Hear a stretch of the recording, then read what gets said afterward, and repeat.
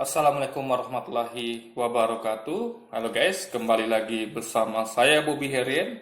Kali ini saya ingin membahas topik yang judulnya itu ya kira-kira katanya ajaran kasih.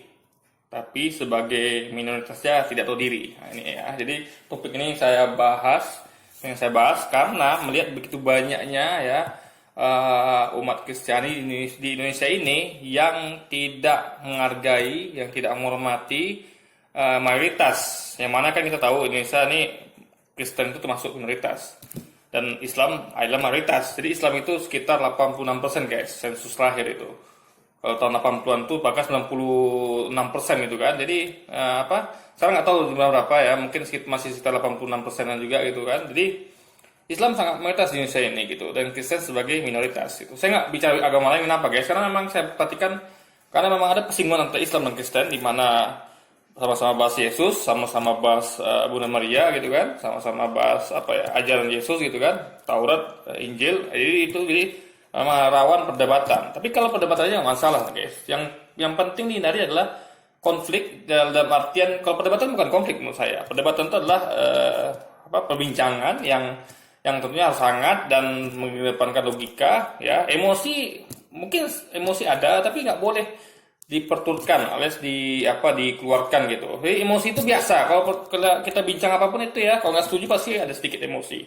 Tapi emosi itu nggak boleh kita lepas atau off control, harus tetap dikendalikan gitu kan. Oke, saya berdebat, saya tetap mengedepankan logika. Emosi itu saya tekan gitu.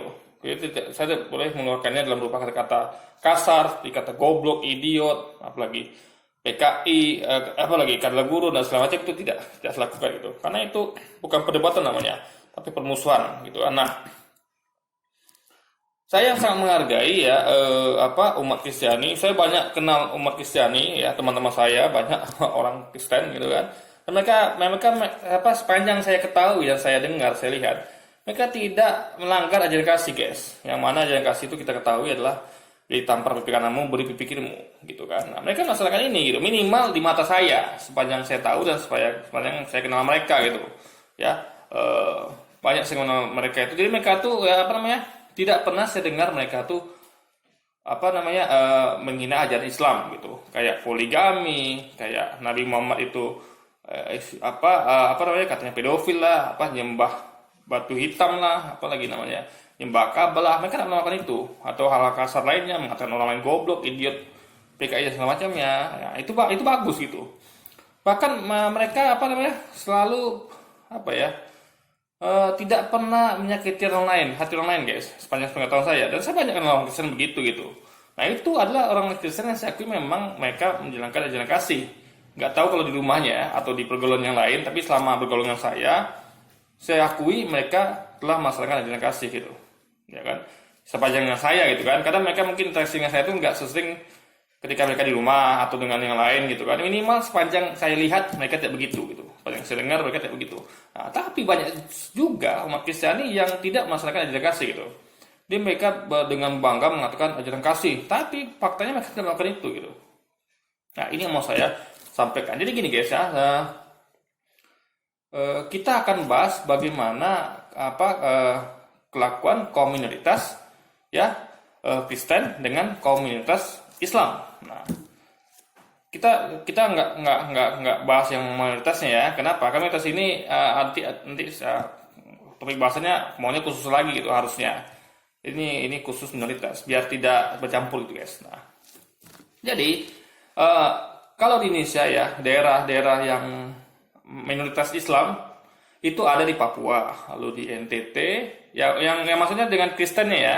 Kalau di Bali kan banyak Hindu, Hindu. Jadi kita nggak bahas Bali, tapi kita bahas khusus Papua, NTT, lalu Sulawesi saya lupa itu Sulawesi mana yang umat Islamnya minoritas. Nah, itu di Timur-Timur juga kan. Nah, itu walaupun sekarang Timur-Timur udah lepas dari Indonesia gitu kan, udah jadi negara sendiri. Nah, di sana dan di dunia itu rata-rata Islam minoritas di dunia, mau di Amerika, mau di Eropa gitu kan, kecuali negara-negara Arab gitu kan, mau di beberapa sebagian negara Afrika, di benua Afrika itu Islam minoritas itu, di Australia Islam juga minoritas gitu, di Asia mungkin mungkin imbang lah mungkin ya di Asia seluruhnya gitu. Nah, jadi kita harus lihat bagaimana kelakuan umat Islam sebagai minoritas di dunia, Indonesia dan dunia, dan kelakuan umat Kristen sebagai minoritas di Indonesia dan dunia, guys. Nah, kalau di dunia itu ya, kalau Kristen tuh di Indonesia jelas minoritas, kecuali di Papua tadi ya, di Papua, NTT dan di Sulawesi mana itu mereka Kristen mayoritas itu. Nah, di dunia mereka rata mayoritas, mau di Eropa, Australia, sebagian Afrika, sebagian Asia, sebagian di Amerika gitu kan, mereka mayoritas itu. Nah, jadi coba Anda perhatikan. Jadi gini, caranya untuk mengetahui ya bagaimana kelakuan tiap umat ini adalah dengan cara Anda melihat medsos. Jadi misalnya di WA, di Facebook, di Instagram, di YouTube, di mana-mana itu yang ada percakapan medsos gitu. Yang ada kolom komentarnya, ada tulisan-tulisannya gitu kan, kayak artikel gitu kan. Jadi kunci adalah untuk mengetahui itu, dan berita juga Anda harus rajin baca, rajin nonton gitu. Pokoknya Anda harus cari informasi gitu, atau interaksi langsung dengan mereka yang di tempat yang sekitar Anda bergaul gitu kan. Nah, itu cara untuk dapatkan data untuk mengetahui bagaimana kelakuan tiap-tiap umat atau orang gitu guys.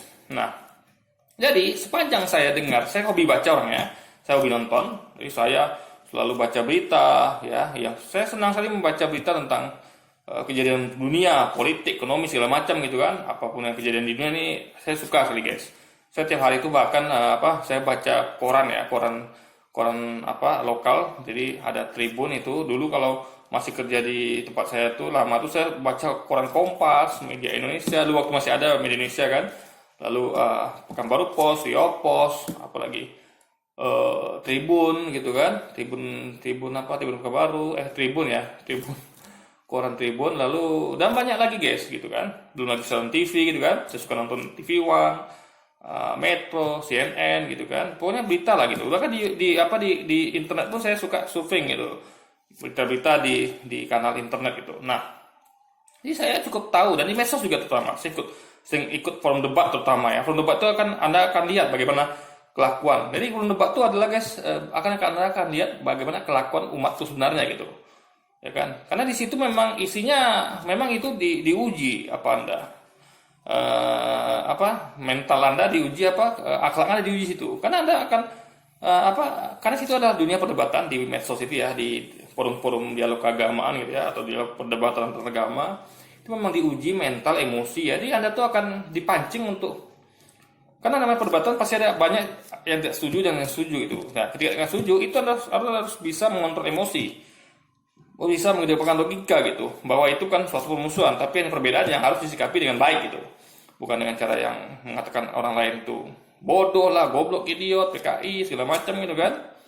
Nah, itu di situ itu lebih bagus, malah lebih mantap malah kalau di dialog antaragama langsung kita lihat interaksinya gitu kan, kita tahu bagaimana kelakuan dari tiap umat beragama. Nah, jadi sepanjang saya selama ini melihat itu, saya bisa menyimpulkan ya ini. Dan juga kalau video itu YouTube misalnya kayak selain berita-berita itu Anda bisa lihat di vlog-vlog. Nah, nih vlog-vlog umat Islam di negara-negara Eropa, negara Amerika. Kan banyak tuh umat warga kita merantau gitu kan. Banyak warga kita merantau gitu. Kita bisa lihat banyak umat Islam itu merantau ke negara-negara yang mayoritas Kristen gitu kan. Nah, di situ kita bisa juga lihat nilai gitu. Nah, sepanjang pengetahuan saya ya, umat Islam sebagai minoritas itu tahu diri, guys. Nah, mereka itu sadar kalau mereka tuh bukan mereka ya, sebenarnya kami, karena saya masuk umat Islam juga. Kami itu sadar kalau kami itu hidup di lingkungan yang mayoritas. Kami minoritas, jadi kami harus menghargai dan menghormati yang mayoritas gitu, guys. Nah, dengan gitu kami tahu kami akan mendapatkan keamanan, mendapatkan kenyamanan mungkin ya, tapi juga karena nggak juga gitu. Kayak di Amerika kemarin, di London itu ada yang di London tabrak mati kan, di Amerika itu dipaksa kemudian bunuh ya. Tapi minimal kami lakukan yang terbaik lah gitu demi mendapatkan kenyamanan gitu kan. Karena kami tahu kami minoritas gitu kan. Minoritas itu rentan untuk ditindas guys, dibully. Makanya sebagai minoritas itu harus tahu diri gitu kan. Itu kuncinya, tahu diri, hormati, hargai yang mayoritas. Dengan cara apa? Ya, dengan cara tidak tidak menghina agama mereka. Kalau Anda dakwah silakan. Kayak Anda perhatikan ya, banyak dakwah kaum muslimin di Eropa, Amerika. Mereka tuh dakwah tidak mendatangi komunitas Kristen atau mendatangi orang-orang Kristen seperti yang umat Kristen lakukan di dunia dan Indonesia terutama. Di umat Islam itu cukup mendirikan kayak Islamic Center, di mana situ tuh adalah pusat informasi agama Islam. Jadi mereka tuh akan memberikan informasi kalau ada yang bertanya. Ingat, kalau ada yang bertanya ya. Kalau enggak, mereka tidak akan menyampaikan gitu. Jadi kalau ada orang datang, mereka terima dengan baik dan mereka akan jawab setiap pertanyaan. Atau mereka buka semacam stand gitu kan di beberapa tempat ya, kios-kios gitu kan. Di sana mereka menyediakan Quran, hadis gitu kan. Pamflet-pamflet di mana mereka itu menunggu bola, guys, nggak jemput bola. Jadi kalau orang lewat dan orang itu pengen bertanya, baru mereka jawab. Jadi sekali lagi mereka tidak mendatangi door to door seperti yang umat Kristen lakukan. Di Indonesia pun ada larangan ya, tidak boleh mendakwakan agama kepada orang yang sudah beragama. Itu aturan di Indonesia, guys. Jadi kami sudah sangat sadar itu bukan hanya di Indonesia, kami juga lakukan di dunia. Jadi kami itu tidak mendatangi door to door dan tidak, kecuali yang belum beragama, kayak ustaz-ustaz kita datang ke pedalaman gitu kan. Itu kan mereka belum punya agama, mereka masih menyembah batu, kayu dan menyembah alam gitu kan. Tapi yang khususnya sudah punya agama itu tidak kami datangi gitu kan. Nah, itu jadi hanya sebagai pusat informasi dan dakwah gitu, tidak mendatangi. Atau misalnya kayak Islamic Center tuh mengundang secara resmi pakai surat gitu kan. Nah, apakah mau nggak terima informasi gitu. Jadi dakwah itu mengundang. Kalau mereka mau ya sudah gitu. Tapi jelas tidak ada mendatangi, guys. Ingat, jadi hanya mengundang, dan mengundang itu tentu kan sopan karena dia mengundang ke rumah kita gitu. Bukan kita datangi rumah dia gitu kan. Buatnya itu lebih sopan lah mengundang daripada kita door to door gitu, guys. Nah, itu saja gitu. Nah, dan kebanyakan di vlog itu betul-betul mereka tidak membicarakan agama sama sekali gitu. Nggak pernah mereka membicarakan tentang agama sama sekali. Itu kan. Kecuali kayak para mualaf kayak Ustadz Yusuf Estes, Zakir Naik, dan itu pun mereka ngomongnya berdasarkan dalil. Mereka tidak menggunakan kata-kata kasar seperti idiot, goblok, PKI, apalagi misalnya kata-kata kasar lainnya, misalnya kalau dalam Islam tuh kan mereka menghina dengan kata-kata kadrun, utlim. Nah, itu tidak dilakukan sebaliknya gitu. Jadi tidak ada kata-kata kasar, kotor. Mereka mau fokus membahas tentang materi. Ya. Karena dalam Islam sendiri pun itu kami diajarkan di Quran hadis itu memang tentang Yesus, tentang Bunda Maria, tentang ajarannya, tentang Taurat Injil gitu. Jadi wajar ketika itu, karena itu akidah keyakinan kami. Karena akidah keyakinan umat Muslim itu adalah berdasarkan dari Quran hadis. Jadi wajar ketika kami membahas tentang itu gitu. Yang anehnya ketika mereka membahas tentang Nabi Muhammad, tentang Ka'bah, tentang Hajar Aswad, tentang Islam, padahal itu tidak ada di kitab mereka gitu. Nah, paham maksudnya?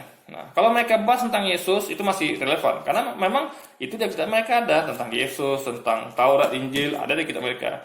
Tapi ketika mereka bahas yang tidak ada di kitab mereka, itu jadi hal yang tidak nyambung, guys. Nah, tapi mereka anehnya justru menuduh kita menghina agama mereka gitu kan. Padahal itu akidah kita.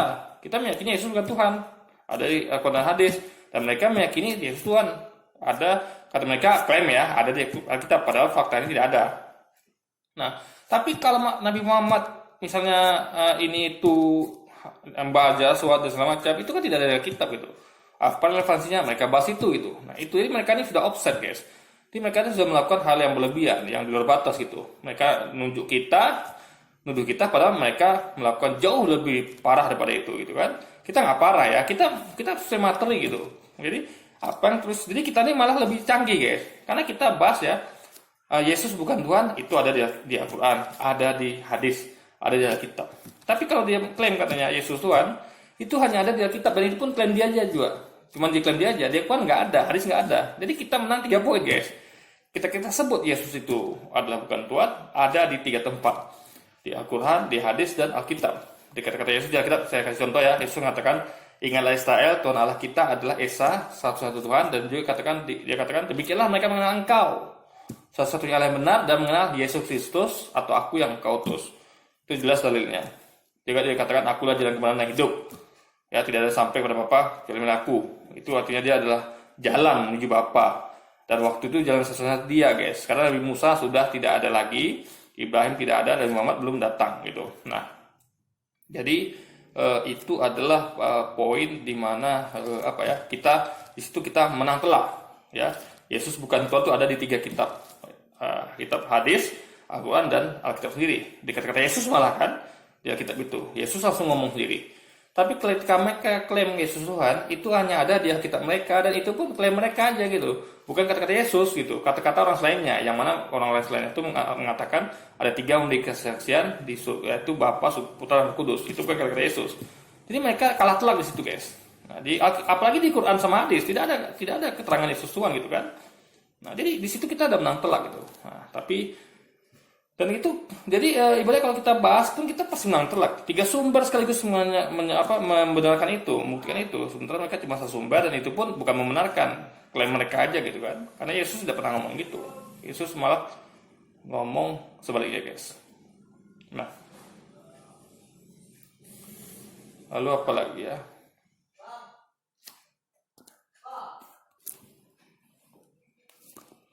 Halo guys, maaf saya sedikit terhenti ya, karena ada yang bagiin kupon, guys, kupon kurban. Alhamdulillah kita besok kita ada kurban hari apa, saya lupa guys, berapa hari lagi mungkin ya. Alhamdulillah besok mungkin atau 2 hari lagi, saya lupa guys, karena sibuknya kegiatan gitu kan. Nah, jadi intinya adalah bagaimana kita nih apa tadi ya, saya agak lupa. Oh ya, kita nih sebagai itu kita menang telak gitu kan. Nah, lalu kita bahas jadi sikap umat Islam kalau Anda lihat di Eropa itu, di Amerika dan di tempat lain manapun ya, di Papua, di NTT, kita tidak pernah membahas tentang menghina orangnya, umatnya, guys, itu ajarannya gitu. Tapi kita memang fokus ke materi gitu kan.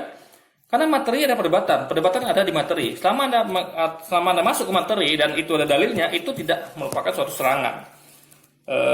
Serangan pun bisa dikatakan itu serangan yang sah, serangan yang memang bisa dibenarkan gitu, bisa dilegalkan, karena tidak ada penghinaan seperti kata-kata yang tadi ya, goblok, idiot, PKI, apalagi kata gurun, muslim yang tidak di luar konteks materi gitu. Misalnya Anda katakan Yesus bukan Tuhan, dalilnya ini, atau Anda katakan Yesus Tuhan, dalilnya ini, baik di Alkitab maupun di Quran, walaupun tidak ada di Quran hadis gitu kan, pandai-pandai Anda aja gitu kan. Nah, itu sah karena masuk dalam materi. Yang boleh itu adalah ketika ada nunjuk orangnya atau nunjuk agamanya. Agama apa namanya? Anda katakan ajaran setan misalnya atau apa gitu, itu nggak boleh gitu. Gitu kan. Nah, atau ya menghina merujuk ke agamanya atau merujuk ke orangnya, itu nggak boleh, atau umatnya gitu kan. Jadi umat Islam tuh sangat paham kalau sebagai manusia harus biar aman, biar nyaman tuh harus begitu. Tapi kalau Anda perhatikan ya, bagaimana umat Kristiani terutama di Indonesia, guys, lihat di Indonesia ya, luar biasa. Anda lihat medsos, lihat berita, luar biasa. Kayak contoh aja sederhana ya, kayak kemarin itu kan ada pelelangan gereja di Penegoro, langsung dibikinkan konten oleh umat Kristiani ya. Yang nolak itu bukan 1 orang, guys, tapi beberapa warga RT gitu, warganya langsung, bukan RT-nya, warga langsung, karena mereka berkepentingan, mereka tinggal situ gitu kan. Jadi mereka kepentingan, mereka tinggal situ, dan RT nggak bisa apa-apa karena RT harus mengikuti warganya. Karena itu kan mereka ini kan nggak ada warga situ, alias mereka itu, saya udah buat kontennya kemarin, guys. Jadi mereka tuh bukan warga situ, mereka tuh adalah tinggal di luar daerah gitu kan, bukan warga situ. Jadi mereka tuh di tiap RT itu paling ada 1 keluarga, 2 keluarga, 3 keluarga gitu kan. Jadi mereka datang dari mana-mana. Nah itu ya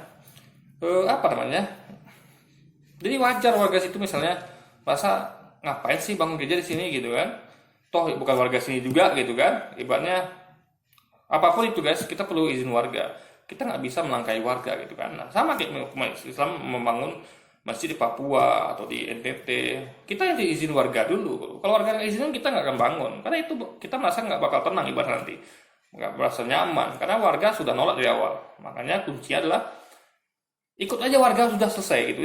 Jadi solusinya bagaimana? Kalau warga nggak setuju, ya Anda harus datangi warga, bujuk baik-baik gitu, ngomong baik-baik, rayu gitu kan, itu biasa, itu namanya negosiasi gitu, mengedepankan negosiasi musyawarah. Nah, Anda bisa ngasih penjelasan segala macam, tapi kalau warga nggak setuju, alasannya kuat ya, seperti tadi saya katakan itu alasannya kuat sekali. Nah, Anda tinggal cari cara lain, misalnya Anda buat komunitas di mana misalnya kayak contoh kayak ada tuh namanya kan kayak kampung Cina, kampung Muslim, kampung Kristen. Anda buat kayak gitu. Di sana Anda buat rumah ibadah, itu tidak bakal ada nolak. Karena di kampung Anda sendiri gitu kan, di komunitas Anda sendiri gitu. Itu solusinya. Jadi Anda yang mencari itu gabung di satu gitu guys, gitu loh. Nah, dan lagi ya, ibadah itu nggak mesti di gereja atau masjid gitu. Umat Islam aja Anda tahu ya, coba Anda tengok vlog-vlog deh, di luar negeri lah terutama gitu. Itu kebanyakan umat Islam itu pergi ke masjid itu bukan dekat guys ya. Jadi ada yang sekitar 1 jam naik kereta, 2 jam, 3 jam, 4 jam naik kereta gitu kan, cepat di Jepang itu terutama. Nah, dan pastinya nggak dekat, dan mereka pun dari mana-mana juga gitu. Dan itu dibangun atas izin warga setempat dan atas izin pemerintahnya. Jadi warga situ tidak ada yang nolak guys. Nah, dan jumlah masjid pun nggak banyak gitu, ya kan? Nah, nggak dipaksakan di tiap ada tempat kaum muslimin cuma satu bangun masjid di tiap tempat ada kaum musliminnya 2 atau 5 bangun masjid, enggak guys gitu. Jadi satu masjid itu untuk puluhan bahkan ratusan bahkan ribuan malah umat Islam di wilayah itu gitu guys. Nah, itu Islam sangat mengerti itu. Dia tidak Islam ini ya, umat Islam itu tidak pernah memaksakan kehendak bangun masjid ya, warga nggak setuju lalu protes lalu dan fatalnya lagi ya, ada umat Kristen di Papua di komentar itu saya baca ya, dia bilang gini guys, oke, kita akan larang pembangunan masjid di seluruh Papua. Kan luar biasa, ini balas dendam namanya kan ya. Pelarangan gereja di Ponorogo dengan alasan yang kuat oleh warga gitu kan, dan logis, dan umat Kristen di sana pun tidak ada nego, mereka langsung main protes, langsung main upload medsos gitu kan, dan bahkan diancam akan melarang pembangunan semua masjid di Papua. Nah, kan ini luar biasa guys. Jadi apakah ini yang saya sebut, apakah ini yang disebut dengan ajaran kasih? Nah, ini beda sekali dengan orang-orang Kristen yang saya kenal yang memang baik gitu kan, bahkan mereka tidak pernah ngomong tentang Islam sama sekali, karena memang mereka tidak berhak ngomong tentang Islam. Kenapa? Karena tidak ada di kitab mereka gitu. Maka saya rasa dan saya yakini ini umat Kristen yang cerdas itu.